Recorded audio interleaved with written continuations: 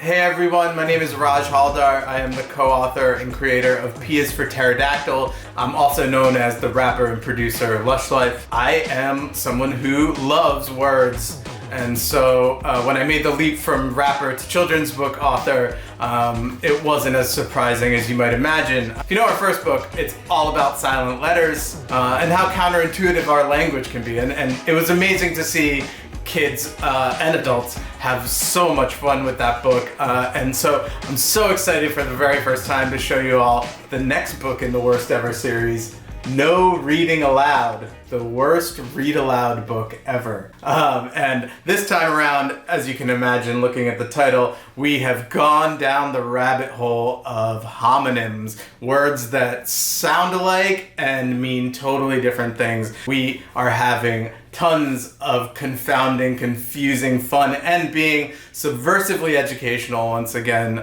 with this book. And what you'll find is, and actually why don't we let Ptolemy, the psychic pterodactyl, who you might recognize from the first book. He appears here and he gives you a little bit of insight into what the book's about. Ptolemy says, "You can't believe everything you hear. Did you know that a single word can have many different meanings? And sometimes words that sound alike can be spelled completely differently. In this book, Ptolemy predicts you'll find that two sentences sound exactly the same, but they can mean hilariously different things." So, just gonna read a few of my favorite spreads for you all. No place to start like the beginning. The hare came forth. This girl is sitting at a fancy restaurant and eating, and it looks like a hair is coming out of her spaghetti and meatballs. The snooty waiter's picking it out for her. Yuck! Now on the opposite page, the hare came forth. Couldn't be a more different situation here. We have a hare, H-A-R-E, another word for a rabbit, and the hare came forth. Not F-O-R-T-H, but F-O-U-R-T-H. And he's coming fourth in the race here. And this is a slight nod to the Aesop fable of the tortoise and the hare. And we all know slow and steady wins the race. How about this one? The mummy prepared Pharaoh for dinner. Looks like this family's having a lovely dinner, early dinner in the park here. And the mummy, has prepared Pharaoh. Pharaoh, the ancient grain that all of you kids probably love these days, and I didn't have till I was like 30 years old.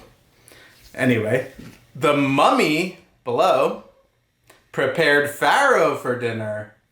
Oh, here we have trip to ancient Egypt, and our not so scary mummy here, who's friends with the pharaoh, the king of Egypt, ancient Egypt, and he's preparing his friend, getting him ready for a lovely feast. Oh, here's one of my favorites. The New Delhi clerk runs a pretty sorry store. Oh my goodness, this young boy has gotten his first job, it looks like, at this deli.